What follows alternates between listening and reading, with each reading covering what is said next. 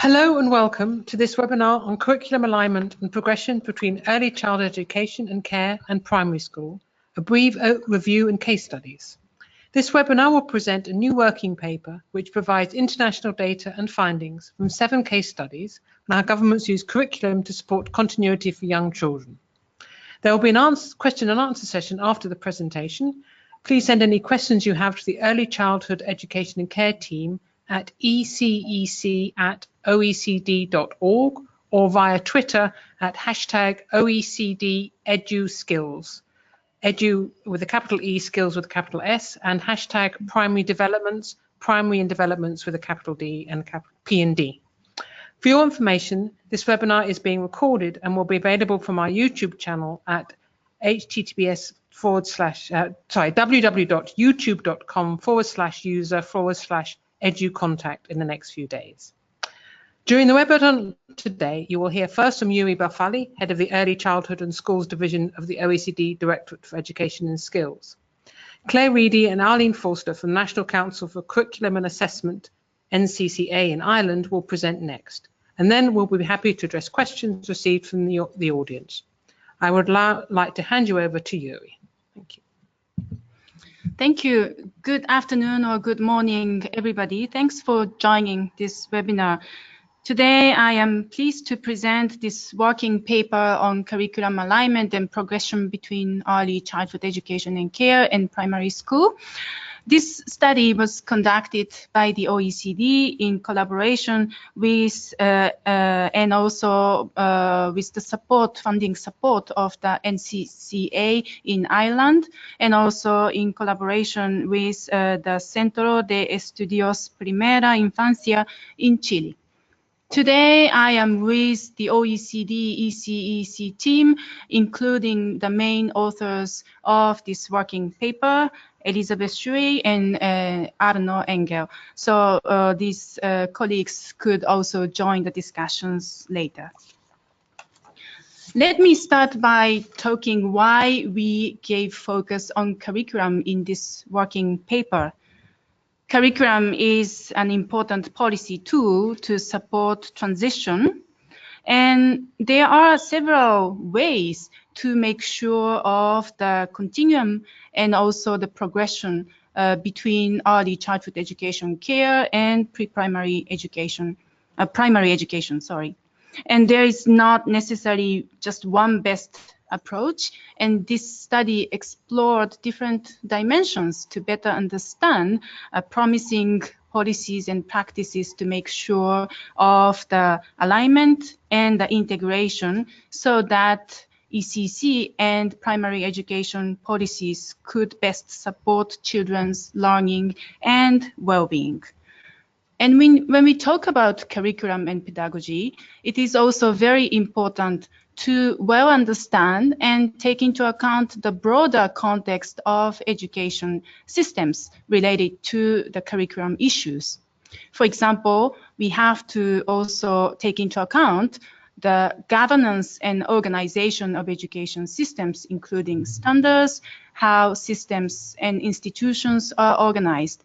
We also need to take into account the workforce development and working conditions, including the recruitment, training, professional development, as well as some working conditions important for quality teaching, such as salaries or working time and working environment.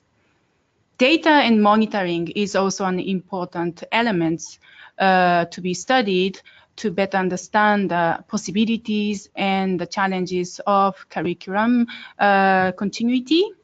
And finally, family engagement and community participation matters a lot to make sure of the good transition between different levels of education. The curriculum is actually a complex concept, and when we talk about the curriculum continuity and alignment, we need to well clarify what actually we are talking about. In line with the OECD's ongoing work on curriculum, which is the project of the Future of Education and Skills, Education 2030, this paper understands curriculum as a political, policy, and technical agreement among the various institutions and stakeholders from both inside and outside the education system on why, what, how, when, and where to educate and learn. And building on this definition of curriculum, we have to also look into different dimensions of curriculum. When we talk about curriculum, we could have three major areas of curriculum depending on the stages of curriculum. First, intended curriculum means what authorities and society expect students will learn and how the outcomes of the teaching and learning process will be assessed. So this intended curriculum is very often documented in the form of curriculum framework or curriculum documents, and that's why this study gives main focus on the intended curriculum. But also, we have studied other dimensions of curriculum, including implemented curriculum, which is actual teaching and learning activities taking place in light of the written intended curriculum. But also, it's important to look into the achieved curriculum, what learners actually acquire as a result of teaching and learning, and as assessed or demonstrated in practice. Curricula are very often understood differently between ECEC sector and primary school sector. That's why the study on the alignment and integration of curriculum between two levels of education is so complex. Very often, ECEC curricula are considered to give more focus, for example, on whole child development or holistic perspectives on children's development, and introduce, in many cases, child-centered learning or active learning. Or some curriculum give focus on skill-specific areas and highlighting learning standards in terms of the knowledge and the skills that we expect children to develop. Or very often primary school curricula are observed in a way that it gives focus on more academic content or cognitive skills and age-specific goals or learning standards over years of learning. Very often in primary school sector, we have higher student-staff ratio compared to ECEC, or we could observe more teacher-led pedagogies, less time for play. But actually, the dichotomy between holistic approach and skill-specific curriculum, for example, is not necessarily relevant when we talk about the integration and alignment, or it could also be considered false dichotomy, because sometimes the objectives and the goals for ECEC and primary school are in continuum. For example, when we talk about the play, which is an important component of early learning, that is definitely part of an important part of ECEC curriculum, and it could be figured out in a holistic approach to curriculum, but also play could be used to achieve certain objectives for the skills development of children. But also play is not only reserved for young children, but could be very much relevant and helpful for the learning and the development of young children in early primary years. So it is important when we talk about the curriculum alignment to consider the age appropriateness and also the appropriate levels of contents and objectives to be embedded in curriculum for both ECEC and primary schools. But also, when we talk about the alignment, we have to well consider the factors related to the organization and the governance of ECEC and primary schools, being mindful of the differences, but also the needs of the coherence and the coordination. So we will talk these points more at the later stages of this presentation. In this working paper, we also included 7 case studies of the jurisdictions, which you can see on this slide. Japan, New Jersey in US, New Zealand, Norway, Victoria, Australia, Luxembourg, and Scotland, UK. And this chart gives a high-level view of how these 7 case study jurisdictions included in this paper fall along a continuum from partial alignment in ECEC and primary school curriculum to full integration on the right side. And the remaining of the presentation also explains why certain jurisdictions fall in either partial alignment or full integrations.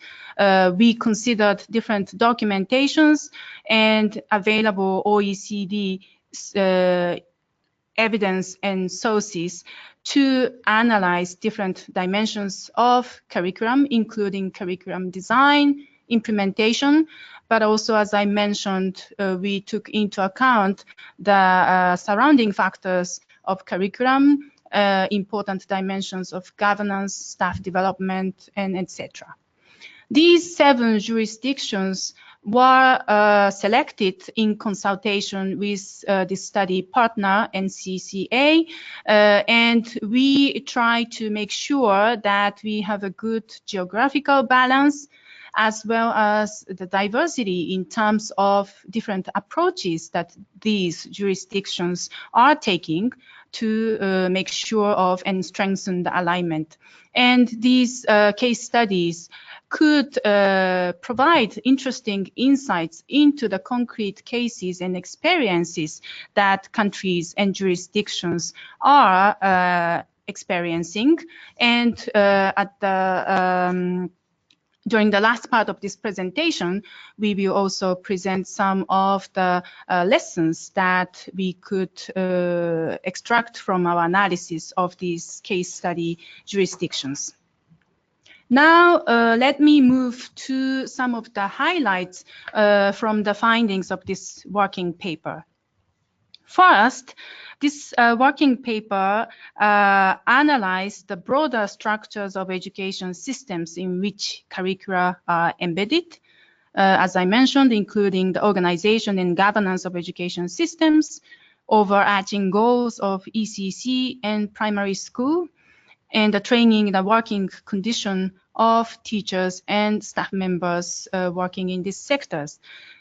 The research question that we have explored for this area is the following.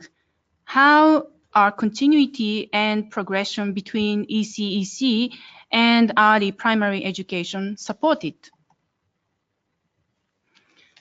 First, we find that many jurisdictions offer a separate year or class the year before compulsory primary school as a mean and strategy to strengthen the continuity and alignment. Out of 47 jurisdictions which responded to the OECD policy questionnaire to understand the practices on ECEC and primary education transition, 56% or 23 jurisdictions reported that they have a separate group, class, or year very often at the end of the ECEC to support children to have a transition period.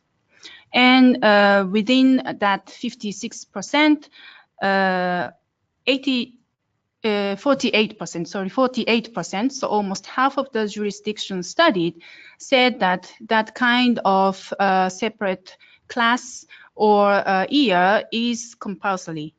So that makes sure that all children have a chance to have a period when they experience and they get specific support targeted to facilitate their transition between ECEC and primary education. Countries and education systems introduce also different ways to support the transition. As you can see in this chart, majority of jurisdictions that we have studied say that they offer different activities such as open house days, which is the primary school is open for ECEC children or parents so that they get familiarized with the environment and the people that they would meet in primary school, or offering information meetings to parents so that parents are well informed, but also for them to have a chance to address any concerns and questions before their children get into primary schooling. To less extent, but many of the jurisdictions are also offering other activities like tester days, information materials offered to parents, support from specialists, or exchange days.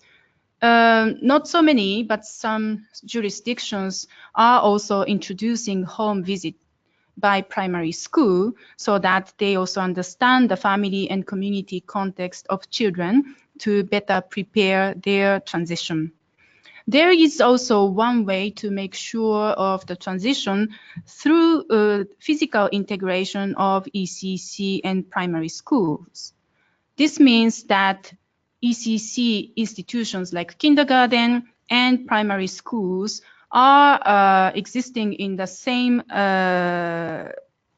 zone or same premises, so that people working in ECEC and primary education have chance to collaborate, to share information, or even exchange expertise and insights, so that from the staff side, they are well prepared to support children. But also from children's perspectives, if ECEC institutions and primary schools are in the same place, children also feel more comfortable when they face the transition without necessarily changing dramatically the place to go when they go to school, and they just get into the primary school in a familiar area for them. For example, Luxembourg and New Jersey often have integrated settings for primary school and at least the final year of the ECEC. We can also analyze how pre-primary teachers spend time and how they have different ways of spending time. This chart shows that in each country, how pre-primary teachers and primary teachers are spending their time in direct contact with children, and also time for other duties and tasks than direct contact with children. And that difference varies across countries and jurisdictions, and it is important to well understand that difference when we also understand the challenges of the transition. If the way how teachers and staff members use time, and especially the difference between pre-primary and primary education in terms of the direct contact time, that could create certain gap, and we have to be mindful for that when we talk about the continuity in terms of the staff practices, but also how children experience in pre-primary and primary in terms of their relationship with teachers and staff members. But also staff members need to have sufficient time to prepare their transitions, and also to collaborate with other teachers, engage parents in their activities beyond their direct contact with children. So it is important for each systems to understand how these differences could be observed between ECEC and primary education. Next, I would like to explain some of the key features in response to two major questions related to the curriculum organization. When we talk about the continuity and alignment and progression, we would like to see through the study how different curricula are organized for the age of birth to 8 years old. 8 years old. And we also explore the question, how is the curriculum organized in these jurisdictions, including how many stages are there during this period up to 8 years old, and also what age range does each stage encompass and why.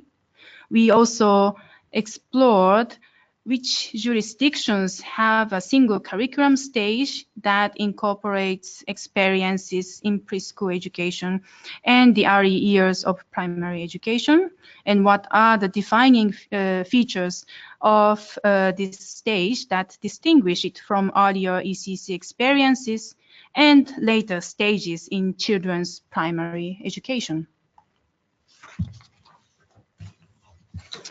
In most jurisdictions we studied, early childhood education and care and the primary education have aligned curricula.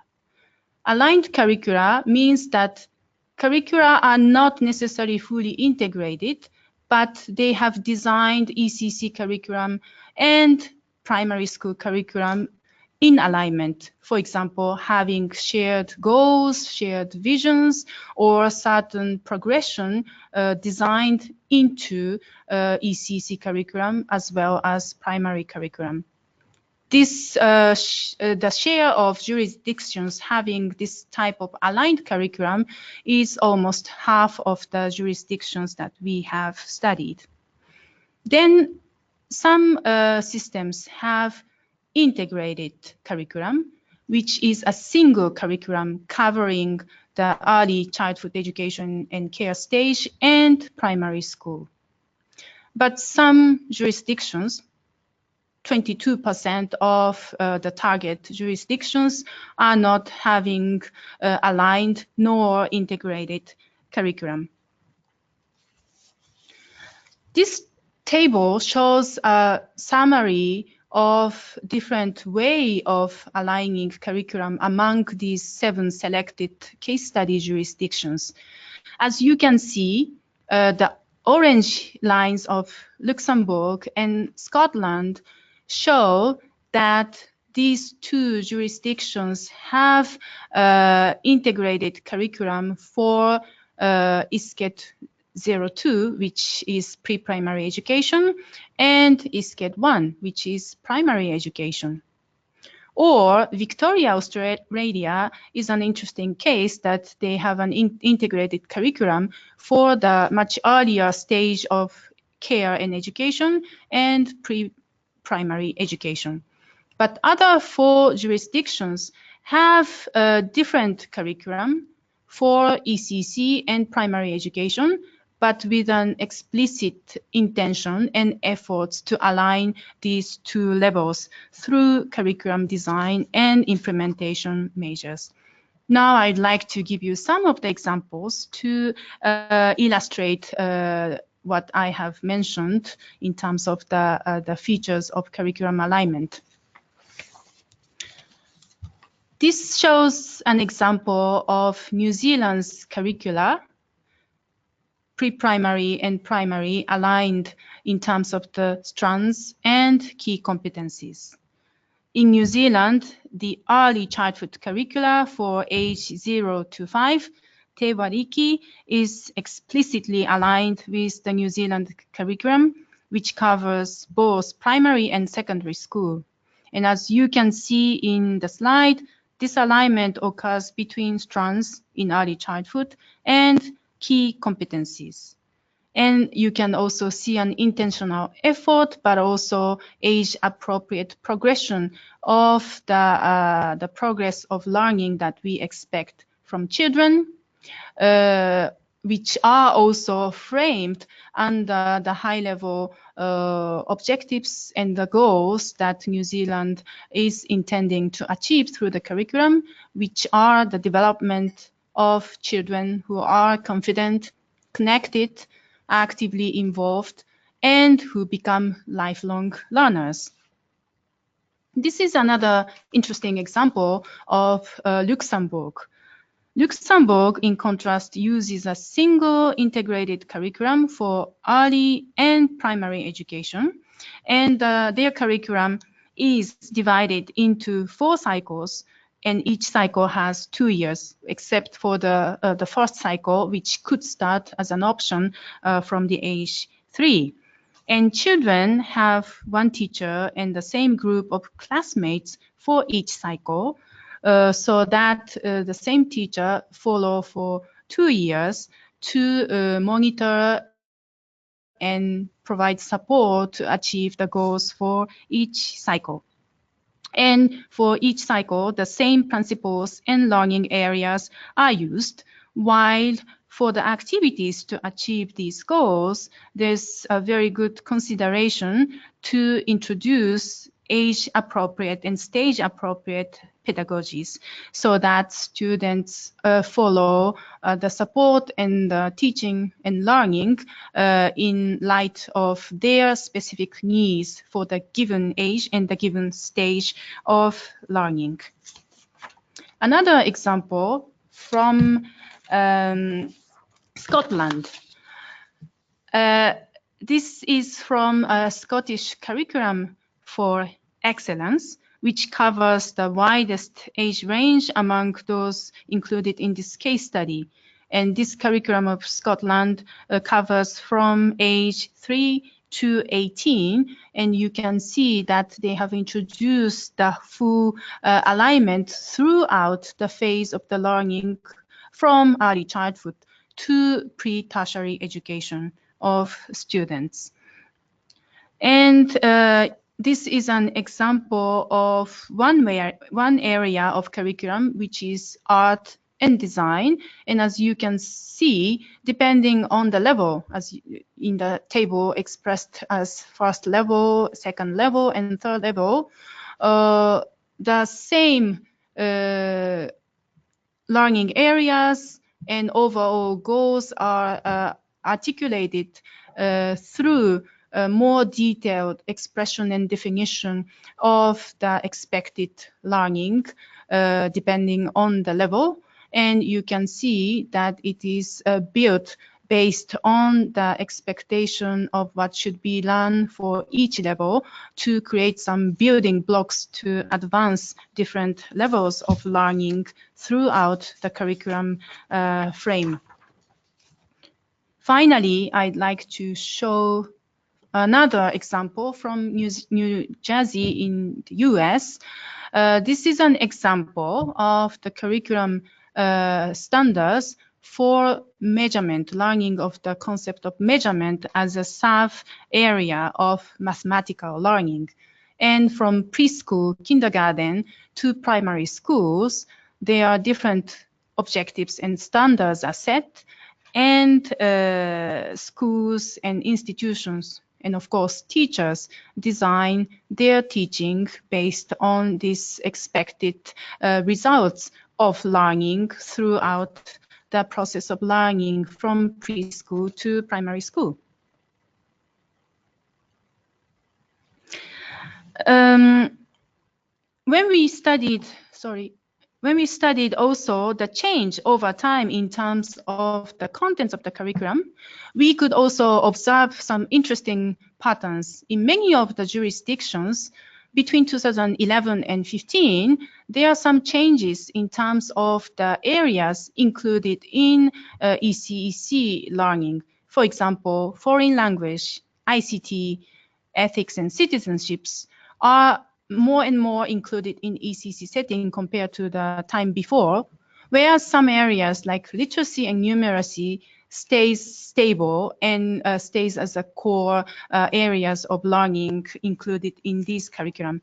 This reflects probably a high willingness of alignment between early childhood and primary education, but also might reflect the changing expectation of the society in terms of the outcomes of learning of early childhood education and primary education.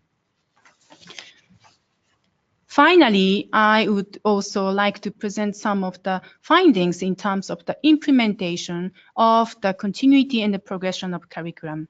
Of course, curriculum could be well designed and intended, but it's very important to understand how the intended curricula are implemented and what kind of challenges jurisdictions needs to address to make sure of the quality implementation of the curriculum. This shows how jurisdictions are giving focus on monitoring of, for example, ECEC and primary education. And when we talk about the monitoring, most of the jurisdictions give more focus on the monitoring of something which could be probably easier to observe and monitor, such as safety regulations or staff qualifications or child-staff ratio.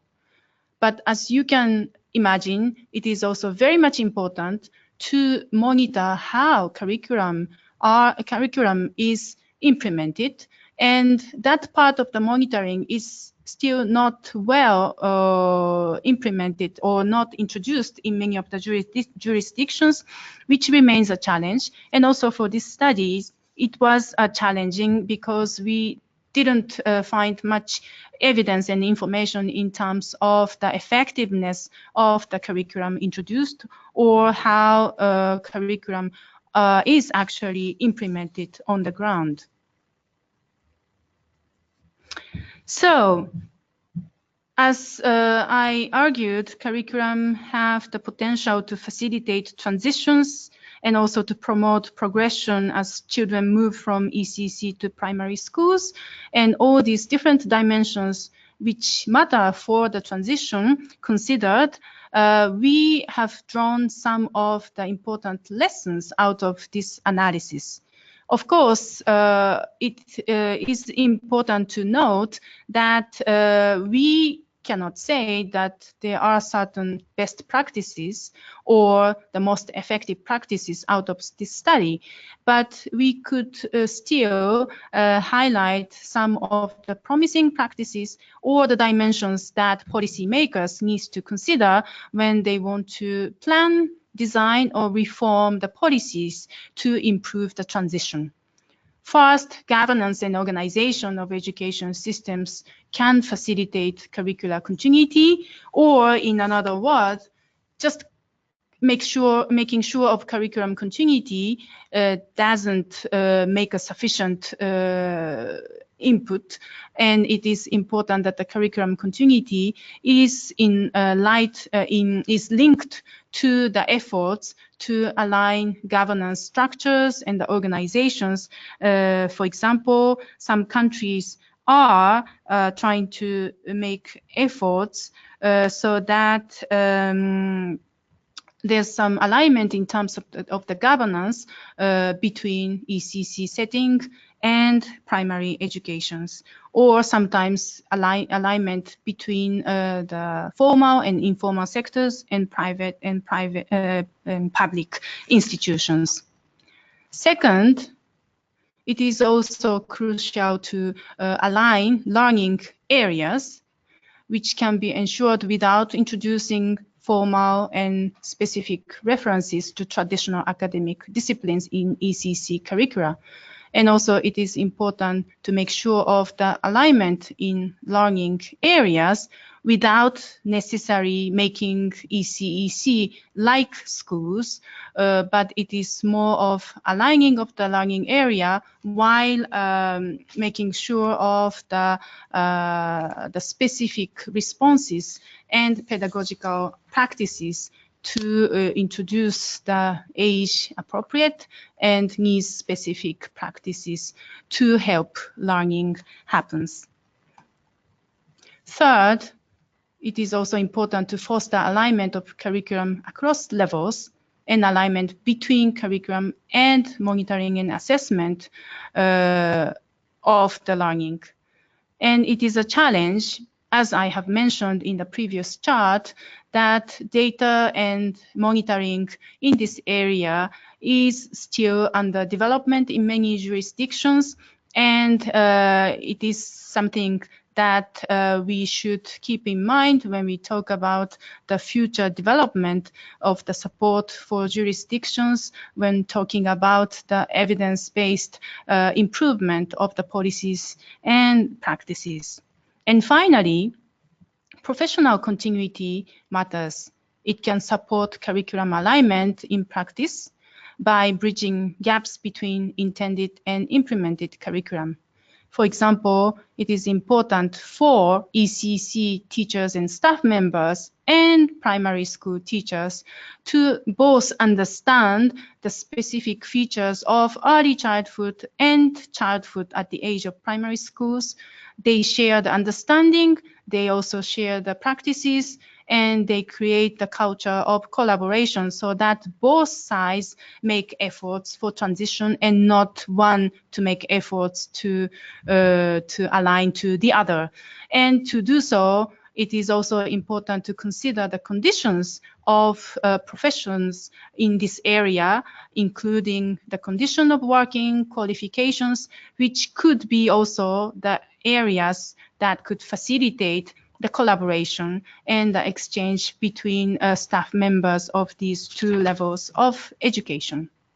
So with this, I would like to conclude my presentation, and later I'm looking forward to hearing some questions from the participants, but also knowing more about the perspectives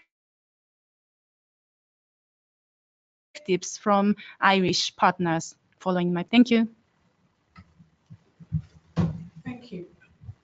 Thank you very much, Yuri. I would now like to pass you along to Claire Reedy from the NCCA.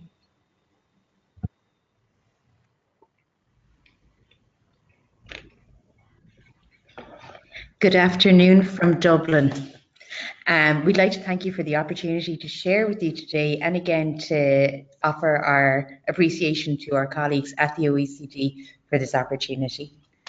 So the National Council for Curriculum Assessment are an advisory body established to advise the Minister for Education on matters relating to the curriculum for early childhood education, primary and post-primary schools, and the assessment procedures employed in schools and examinations on subjects which are part of the curriculum.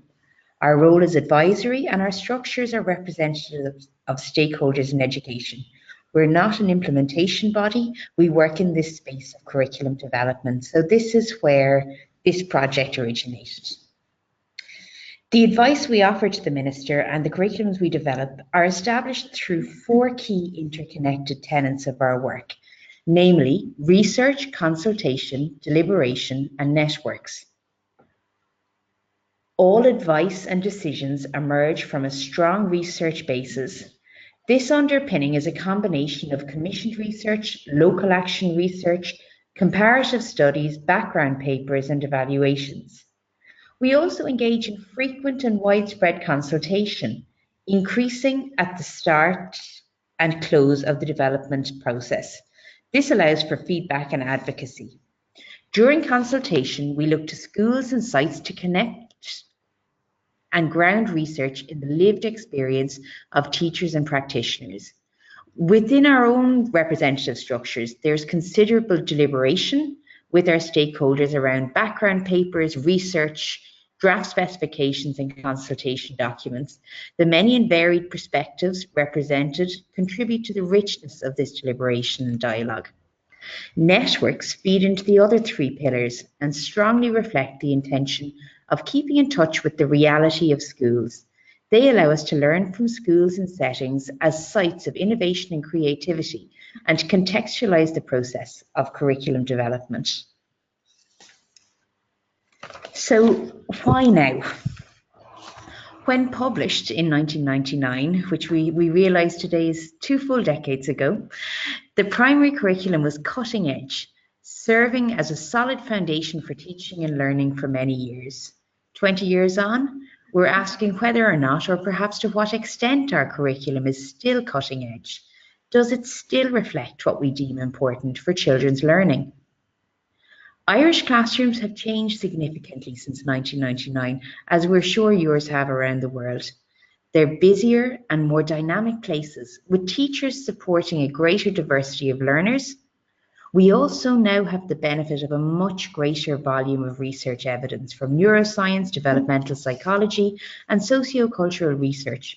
We know more about how children learn and the types of experiences that are important in their early childhood and primary years. Some of this knowledge underpinned more recent developments in Irish education, the development of ASHTER, the Early Childhood Curriculum Framework, Síolta, the Irish word for seeds, the National Quality Framework for Early Childhood Education, and more recently, a new primary language curriculum. I'm sure reflected in all settings, there are greater expectations on schools and teachers from societal and policy level. Developments in the lower secondary sector and alignment at that point of transition also need to be considered in this piece of redevelopment work.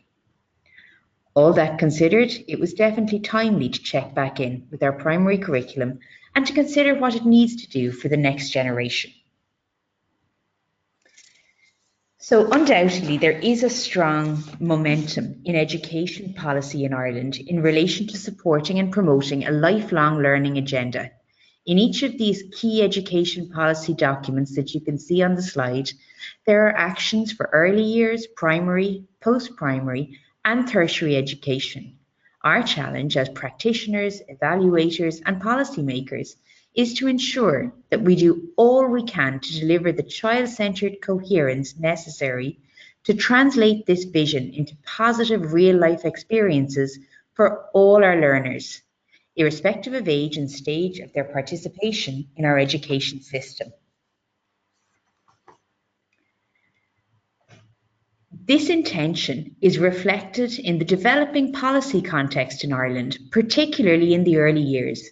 With increased state provision of support in those early years, there has been an 85% increase in investment in 3 years, hugely significant, with 114,000 children now participating in 2 free preschool years. The Access and Inclusion model is a model of supports designed to ensure that children with different abilities can access the early childhood care and education programme. There is a growing emphasis on process quality, with practice guidelines and more professional support for practitioners.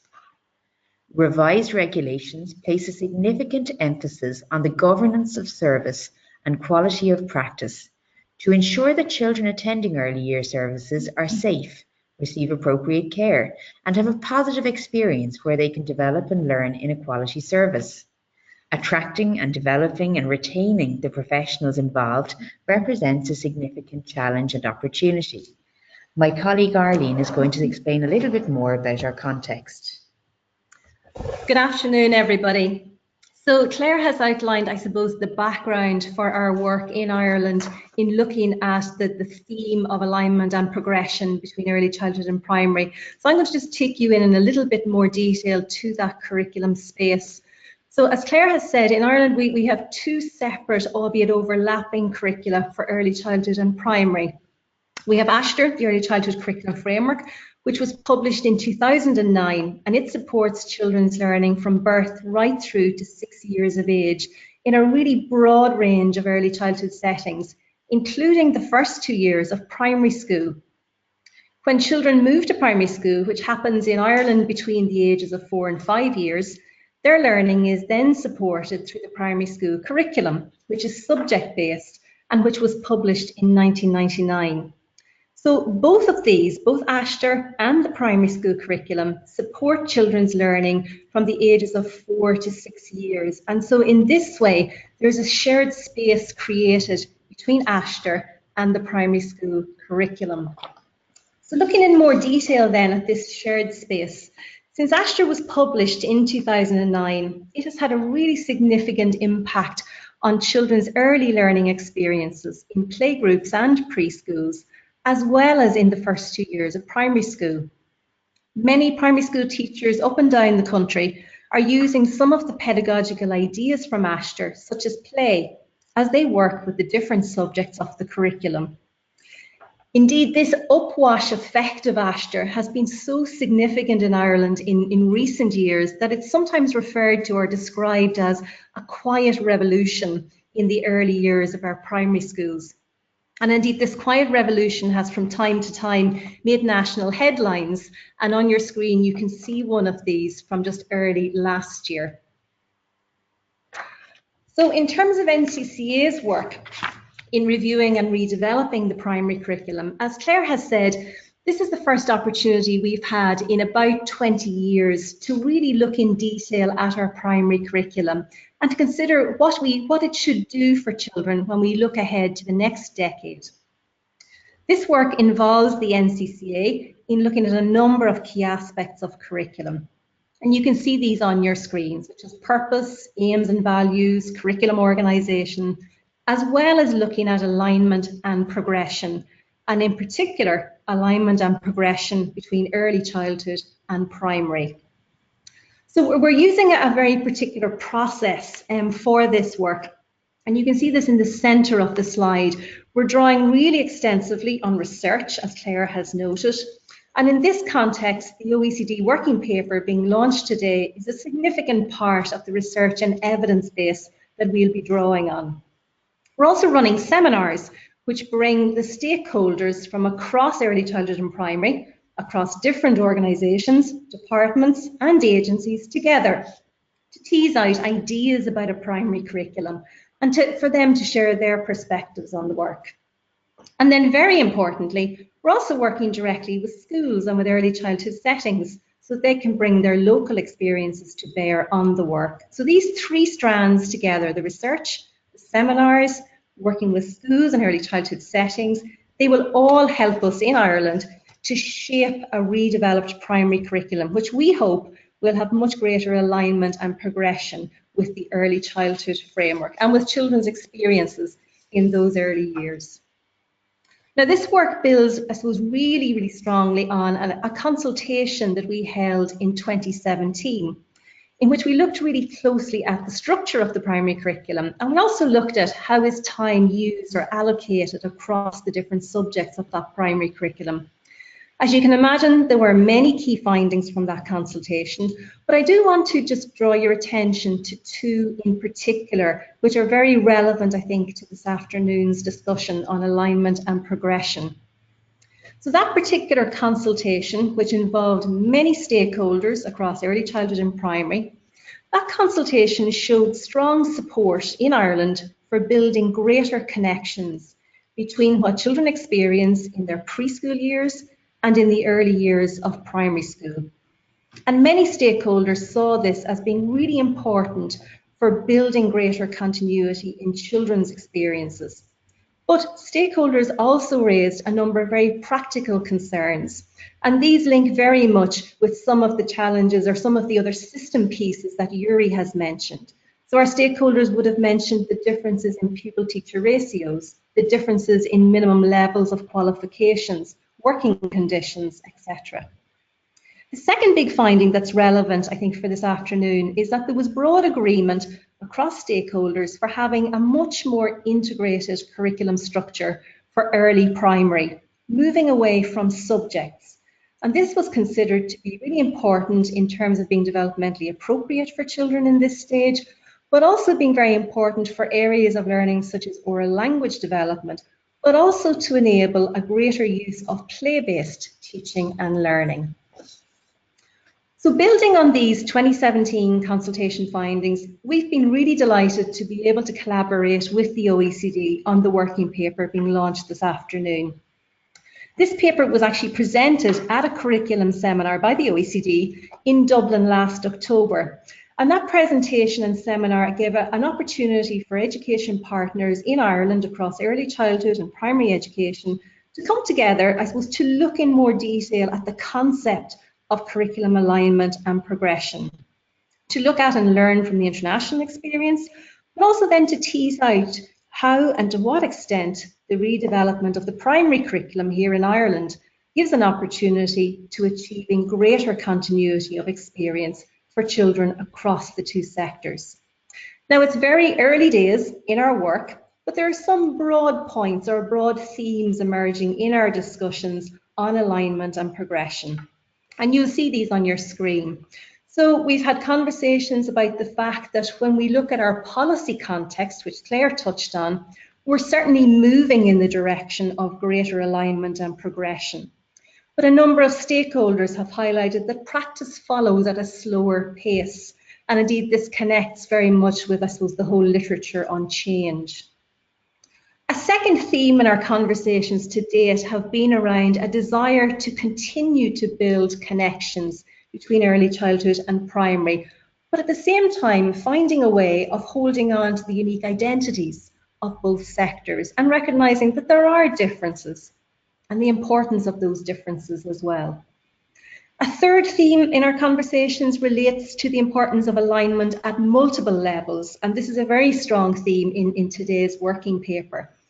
And a fourth theme is really around the demands of greater alignment and progression, and I suppose the need for the system to be ready at all levels to enable greater alignment and progression to become a reality in terms of children's experiences. And so I suppose to finish, in NCCA, as we continue our work in the curriculum space and on this whole topic of alignment and progression, we've identified some, I suppose, what we see as being big questions when we think about this area between early childhood and primary. And on screen, you'll see some of these big questions. There are plenty more, but we thought we'd narrow it to 3 for today. So one of the things we're wondering about or asking is how far can an education system actually move along that continuum that Yuri spoke about? How far can a system move in one cycle of curriculum change? Table 2.6 in the working paper identifies 3 different levels of curricular alignment, and Yuri spoke about these earlier. But I suppose we're asking a question, are there many steps in between those 3 levels? What do they look like? What do they involve? A second big question for us is around the supports and resources. What supports and resources do actually really help to translate curriculum policy on alignment and progression into practice for professionals and children? And then a third big question is, to what extent, if any, does achievement of greater alignment and progression between early childhood and early primary education possibly give rise to other alignment challenges along the line? And in an Irish context, what we mean by that is, if we are to move to a more integrated curriculum structure in the early years of our primary curriculum, but continue to hold subjects at upper primary, are we then facing other alignment challenges? Perhaps not, but if we are, what might the mitigating factors be? We'd be particularly interested on hearing your thoughts and your experiences on these. So in closing this part of this afternoon's webinar, I've included on the slide just details of where you can find out a little bit more about the NCCA's work that Claire and I have mentioned. And I've also included an email address if you'd like to contact us, maybe for more information or maybe with your own thoughts and experiences in your jurisdiction. So at this point, on behalf of Claire and myself, and indeed the whole NCCA, I want to thank you very much for the opportunity to present to you this afternoon, and we look forward to hearing your thoughts, your comments and observations. Thank you very much. Thank you very much to both Yuri, Claire and Arlene. It was very interesting presentations.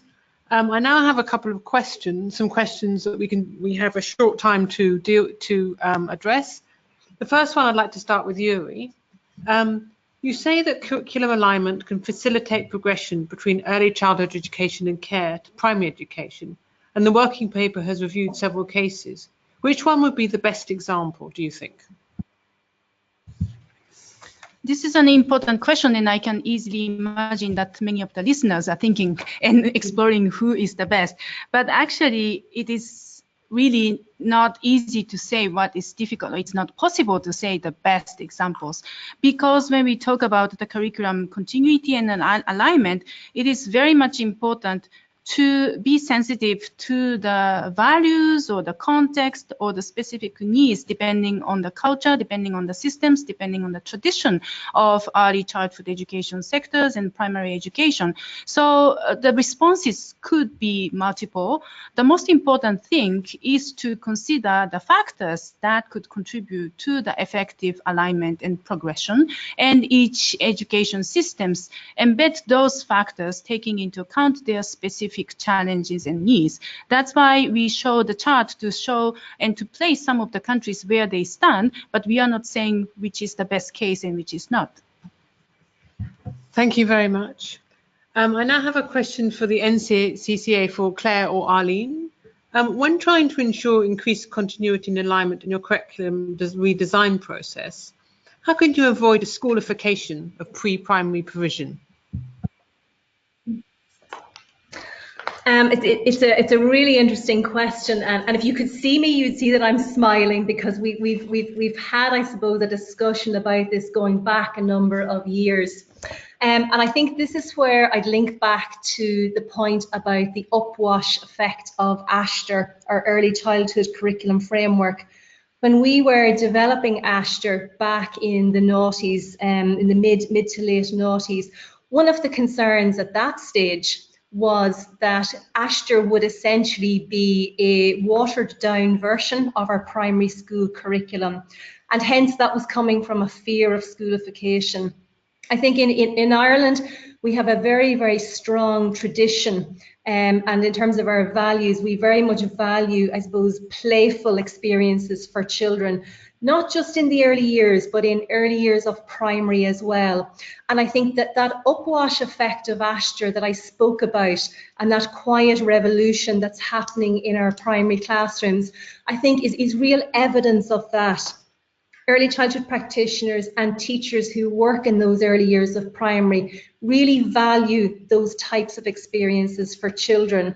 And so when you think of the process that I outlined earlier, the different strands of our work, we draw heavily on research, we draw heavily in terms of our, I suppose, our interactions with different stakeholders, but we also draw very heavily from evidence in early childhood settings and primary schools. And I think that very process, with different voices and experiences feeding into our work, leaves us very well placed to ensure that what comes from a redevelopment of the primary curriculum is not in any way feeding into or part of that schoolification of children's early experiences. Thank you very much. That's interesting. Maybe Yui would also like to add something from the work.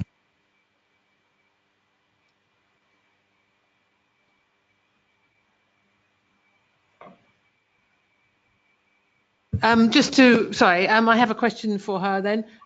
How can we ensure that, why is it important to align teacher qualification and working conditions across ECEC and primary school, in addition to aligning curricula? This points out a very important point, because when we talk about the professional alignment, we have to, we have to really consider the current situation, where in many jurisdictions, actually the staff qualification and working conditions are very often different between ECEC and primary education. The qualification levels could be different, salaries and working conditions are different, and that is an important point, because that could possibly hinder the effective collaboration, communication, interaction with teachers having different qualifications, different working conditions. That's why this working paper suggests the importance to align the working conditions, qualifications, but at the same time, it is also important, the implication for the implementations, because we are aware that it's not so easy to immediately align everything, and it has a financial implication as well. So countries often explore different ways to achieve that, and sometimes using progressive move towards more aligned training once they are in service, or to encourage the mentoring collaboration so that staff members, even though they are having different conditions, to share their expertise and knowledge. Thank you very much. I think we've come to the end of this webinar. Thank you very much for everybody's contribution, particularly our speakers, Yuri, Claire and Arlene. It was very interesting, and thank you also for our audience for their participation and their listening. And once again, the recording will be available on YouTube at EduContact. Thank you very much and goodbye.